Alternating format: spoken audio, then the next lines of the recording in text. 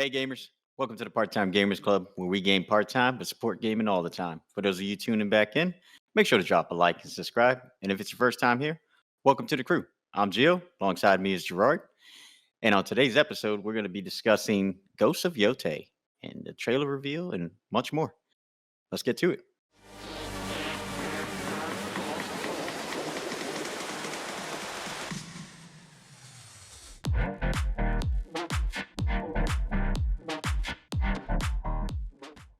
Ghosts of Yotei is a game coming out by Sony for their PlayStation.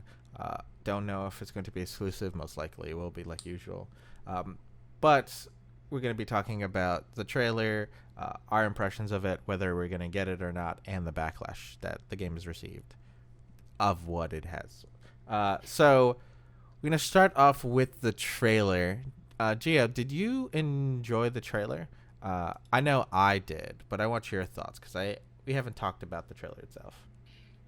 Yeah, I know we spoke a little bit briefly on our off the cuff series.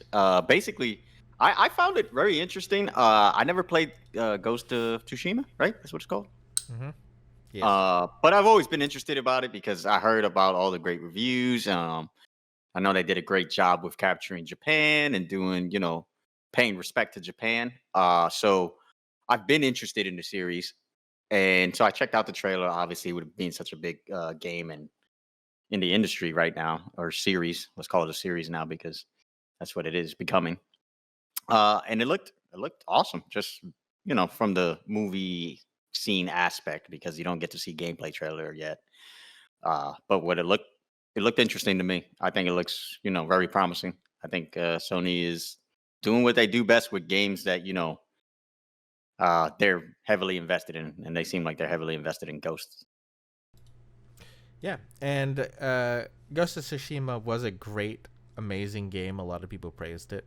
And to see basically the same, I don't want to say formula, I would like to say the same theme in Ghosts of Yotei gives me a lot of hope, and it shows a lot of promise in the game that they're doubling down on that environment and that world. So hopefully looking forward to the game to see how it reviews and very well. But with that being said as well, do you enjoy games like Ghost of Tsushima, which is that Dark Soulsy, hell, like Elden Ring like environment where like the game is like you can go in any direction of your playstyle, but the game is going to challenge you because of that. It lets you do whatever you want, but the thing is you have to be good at whatever you want to do. Do you appreciate that? I know you're not a big Dark Souls fan, but this is a little bit different than Dark Souls, more towards Elden Ring. So what are your thoughts on that? I've heard that. So I plan to try out Tsushima before I look at Ghost of Yotei, especially because it's kind of building up the hype. So, and I know it's a little discounted price right now, so it's kind of more intriguing for me to at least try it out. I don't feel like it's as big of a loss if I don't personally enjoy it.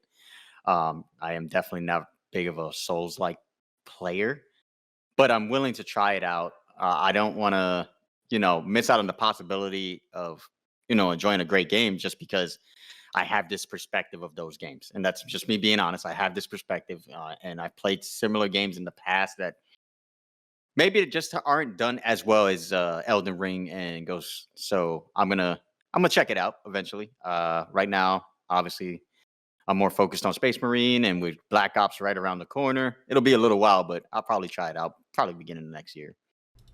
Yeah, and Ghost of Yotei does come out next year, hmm uh, and that is going to be, I don't want to say a demanding year, but Q1 is starting to get kind of filled. So those games are gonna start coming out, and don't know if Ghost of Yotei is fighting with anyone really. I don't consider Assassin's Creed much of an issue, but that time frame of Q1 does seem to get usually packed. Do you think it's gonna be Q1 though? Because they didn't give an official release date. They just said Uh, 2025. Probably Q2. I think it's be Q1 or Q2, hmm unless they're trying to do late, like holiday season. But hmm like, I don't see Sony pushing it all the way to like November, October. I don't see them going that far because Sony has other projects in the works, and I don't think they want to have competing franchises Yeah. next to each other. So I do think they're gonna spread them out. Um, I'm trying to remember the other Sony game that's coming out. Um. Uh, uh, but yeah, so like I do think there's going to be one in Q1, Q2, and the other one's going to be Q3, Q4, with the third party spread in between. I honestly don't think Sony is going to put all their eggs in one basket. So I was thinking it's going to come out either like March or May, which is what my thoughts are. When is PS5 Pro officially? Because it may come out right around the same time as the PS5 Pro. I would assume that's one of the games they made to utilize the power of the PS5 Pro. I just thought about it when you're talking about it, and I was like, wait a minute, PS5 Pro is right around the corner too. The PS5 Pro That release would be date good is selling. supposedly, and I'm double checking just to make sure, need to get two places that say the same thing. Yeah. Uh, Um, I am seeing no release date so far. November 7th is the one that I see first, but I can't confirm that. Yes, I see two. November 7th. November 7th? This year. This year. Oh, so Yes. maybe you might be right. Maybe it is a Q1, Q2 then, to get something out there as soon as possible with the PS5 Pro. Even though they're gonna have Call of Duty and all the other games that are coming out this holiday, help it There's push also it. a limited edition bundle coming out 21st. Is that the of one where November. it's like the old school theme of The the original anniversary. PlayStation? Yeah, Yep, the yep. anniversary edition. That's $1,000. Sorry, Yeah. got distracted. But yeah, so the PlayStation 5 Pro might be what the game is designed to be on, and Mhm. that'd probably be a good thing to go. But that brings up a kind of a question: Mhm. is Sony is pushing for Ghosts of Yotei, which is another single player game, and I don't know. I believe it's Activision, which is promising like that 10. They want at least 10 live service games out, and Microsoft has a little bit more live service games. And Concord, which is Sony's previous endeavor, which also was a live service game, failed Mhm. miserably. Now we have the Ghost of Yotei, which might, if it's successful, do you think Sony starts going towards more or less live service games?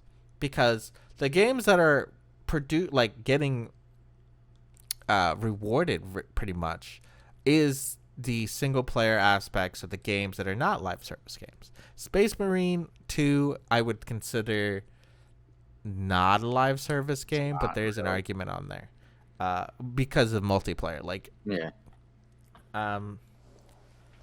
but yeah. So, like, what are your thoughts on that? Whether Sony goes towards more live service or not, depending on the results of Ghost of Yotei or any other single player for that matter. Honestly, I would think Sony would prefer to stay away from live service.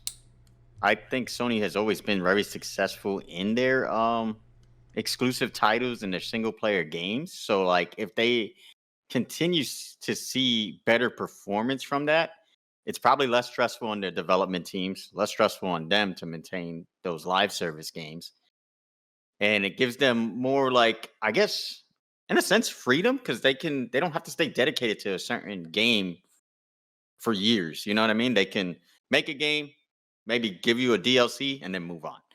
You know what I mean? So I think the developers probably, maybe you can speak to that more so, would probably appreciate that more too themselves. Because I'm sure, they have a lot of ideas and visions and they don't want to just constantly stay dedicated to one game. So personally, I think we're gonna start seeing that change as in the industry, period, because I think you mentioned it and we talked about it a little bit before in one of our other episodes. Like, there's just so many live service games right now. You can't dedicate. There's only so many players that are going to be, how gotta say, loyal to each live Committing. service game. Yeah, Committing. committed. Yeah, correct. So committed to live service games is something that players are forced to do at this point in time with how many live service games they have. And Sony has promised to cut back on how many planned live service games are either going to keep up or launch by 2025 March. With Concord, I'm assuming it was one of them. That's no longer on the table, so maybe they're going down to 5.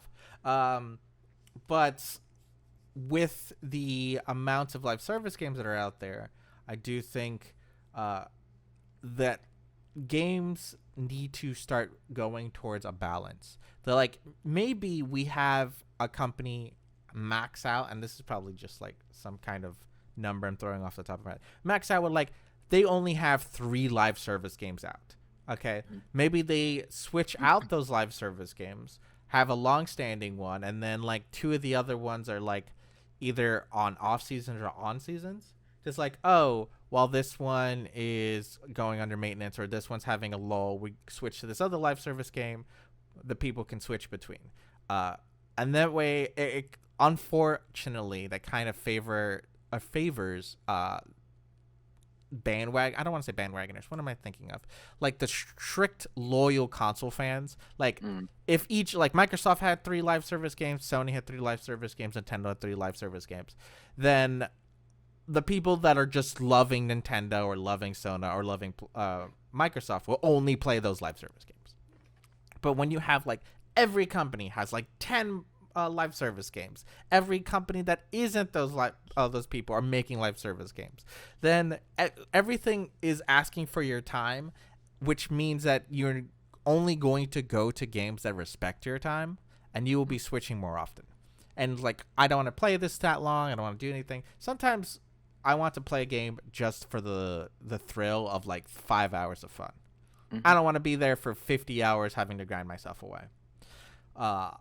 And Ghosts of Yotei looks like that non-live service game, that single-player focus game that will let me do that. Let me just have some good times, and when I'm done with it, I'm done with it. If I finish it, then I could decide if I want to come back to it, replay it, or if I'm never finish it, it could be something I return to when I'm like burnt out on all these live service games.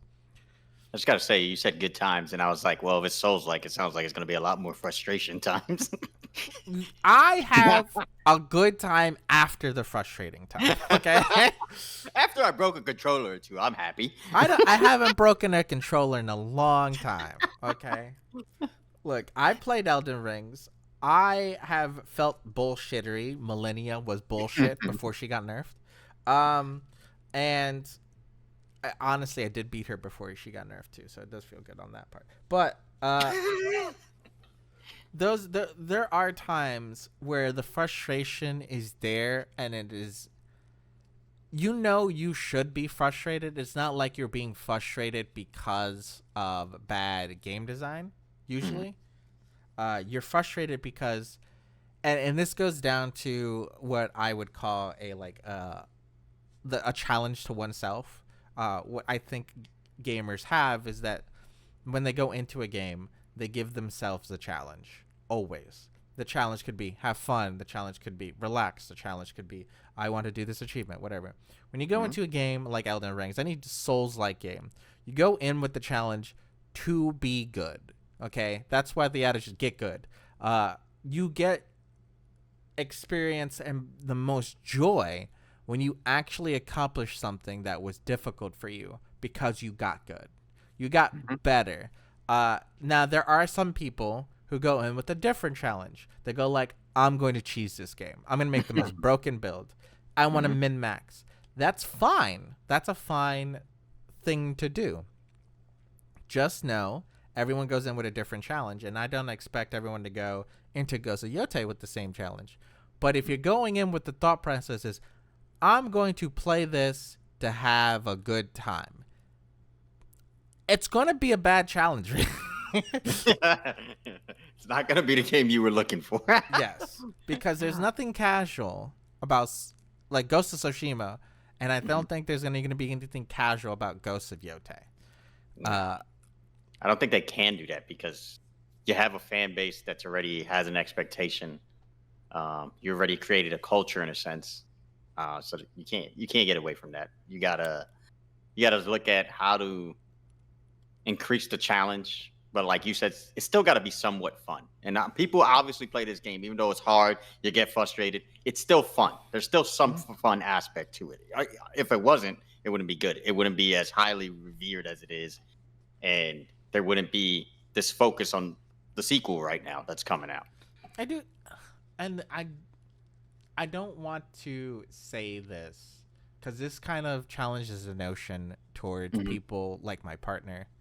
Um, but I do think games that promote difficult challenges often are well received. Um, so like games are becoming the like I don't want to say the norm, but they're definitely becoming a more mainstream genre. And Hmm. with Souls like they're also roguelikes that are becoming more popular. That's another thing that is a challenge. Uh, Hmm. with Hades and Slay the Spire and all of those roguelikes, especially Inscription, that became a phenomenon on YouTube and streamers.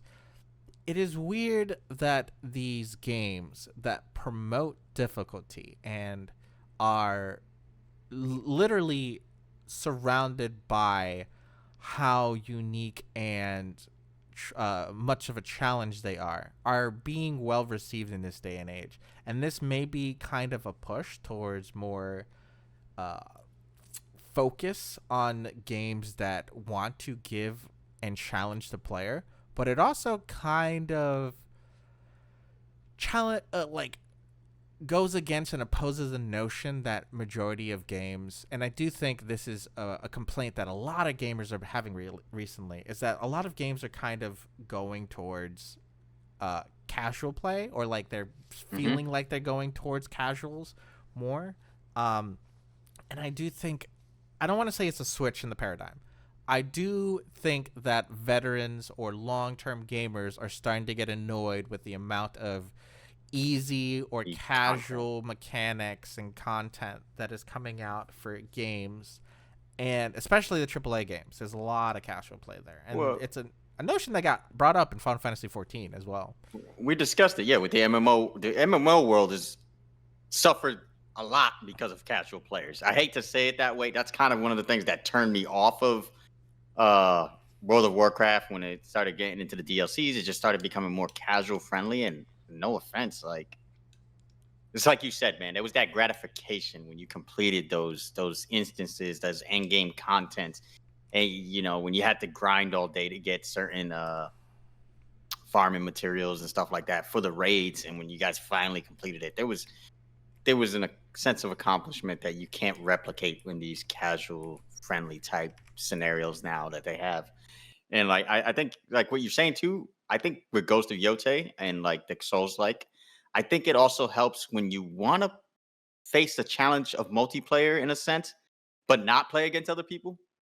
I think the AI is definitely more improved in these kind of games. That makes it more challenging because I don't feel like there's a certain pattern with those kind of games. Like it takes a lot of time and investment to learn the abilities or how, if they have a pattern, those bosses. You know what I mean? It takes a lot more like than the normal casual action or adventure games. Than you know what I mean? Yeah, You and get what I'm trying to say? I do think you brought up a good point, and I probably want to end on this point.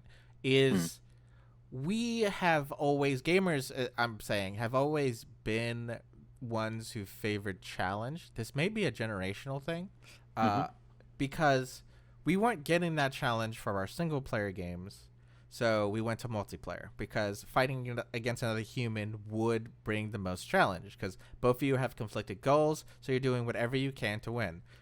In Call of Duty, people call that noob tubers. Hmm. And uh, Campers. campers, shotgun Hmm. users. Yep. Yep. That'd be in Gears of War. You have always had everyone had an Asher. That's how you knew Mm-hmm. you were in a high ranking lobby. Then you go on to like MMOs. You have the raiders. The raiders are always having the best gear because that's where the best gear lives, is in the hardcore raids.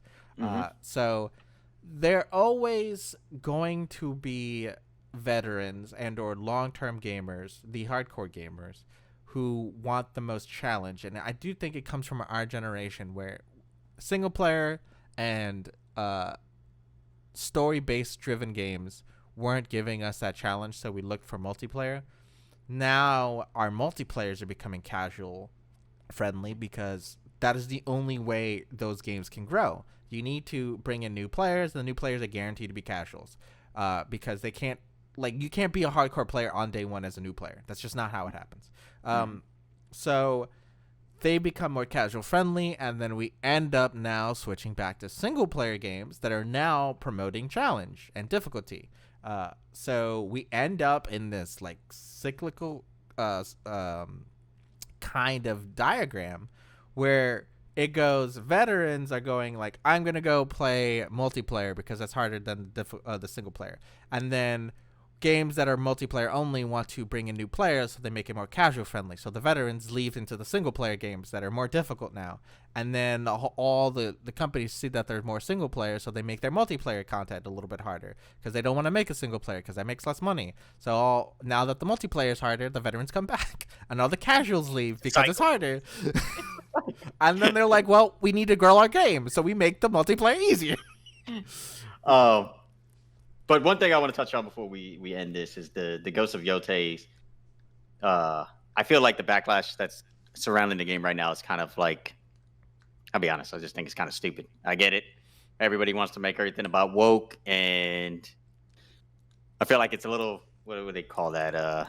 Sexism. Like, I don't understand against the hate towards the female protagonist. I think that's stupid. Like I told you off camera, we enjoy playing female protagonists before, like Lara Croft. We played the Claire Redfields, Jill Valentine's. Resident Evil was famous for using female protagonists. I don't get it. I think it's stupid. I think it's silly. And the voice actress, they're going after her because of her views. Like, if her views are not implemented in the game, who gives a shit what her personal views are, her politics are? Who cares? Who cares?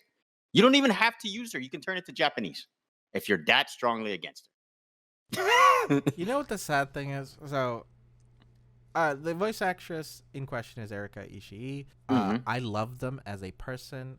They are elsewhere on Dimension 20. They're also just a part of the Dropout community.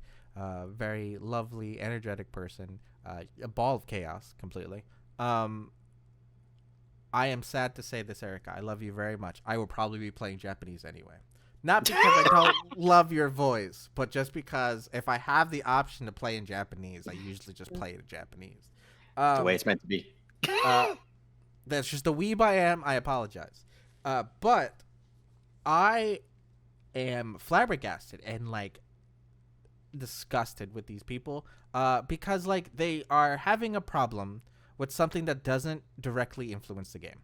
That is, someone is being hired to provide their voice for a character in the game. They're not putting any influence into it. They're not putting any dramatic turn. They're not switching the narrative. This isn't like the voice actress came up and was like, my character is now gay and I will not accept anyone else's verse. No, this character, they hired Erica to do a voice for a character, and they did the voice, and people were upset because they use they them pronouns. And that is the dumbest thing ever. Because why are you upset that someone got hired for a job because of the way they are?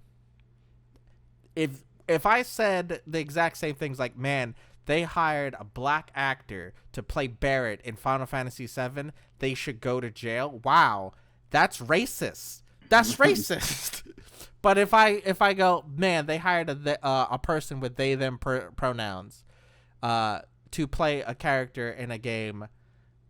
Wow, that's not as controversial. That is not as bad. It's not like they're changing the narrative. It's not like they're becoming a different thing. Like, this wokeism stupidity is too, like, at this point, it's too wide. Like, you're upset about every little thing, and if anything, it's stupid. It's stupid as hell, man. You're nitpicking. You are being a Karen. They're labeling everything woke. Yes, you're being a Karen, man. Like, if you are upset that Erica is doing a voice actor, but it's for a different reason, like it's not like they did they them programs. Like I met Erica one time and they were an asshole to me. I was like, oh, you're shit, valid. but like you are Absolutely. hating on a person just for the way they live their own life, and that the way they live their life has no impact on yours. You're being stupid. Or your gaming experience. Like I said, if there's no implementation of her views, that I would absolutely understand if they're trying to change the narrative of the game, and maybe we're left out of the loop. I haven't noticed that. I haven't seen anything that's impacting the game with her just doing the voice. They're attacking them, they, Mhm, which mhm. one? All right, Them. all Attacking right. them. Anyway, them attacking. Them being It's just- attacked. it's just kind of like.